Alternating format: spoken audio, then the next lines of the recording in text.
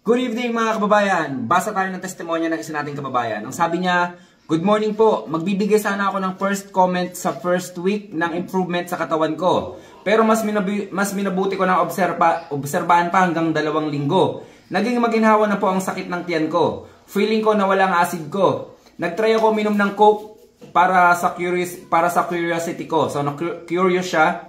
Nagtry siya uminom ng isang Coke. Pero wala. Hindi na sumakit ang tiyan ko unlike before. Pati ang lower back pain ko medyo nawala na, hindi na tulad ng dati, araw-araw sumasakit. Maraming salamat po sa produkto nyo. God bless." So sa mga lower back pain, kaya-kaya ng acid guard. Napaka-basic niyan. Hindi lang mga lower back pain, yung mga joint, yung mga ibang sakit sa katawan natin na matagal na panahon nyo nang iniinda. Yung iba pa nga gumagamit na ng mga matataas na dosage na mga painkiller para lang mawala, pero acid guard lang ang katapat.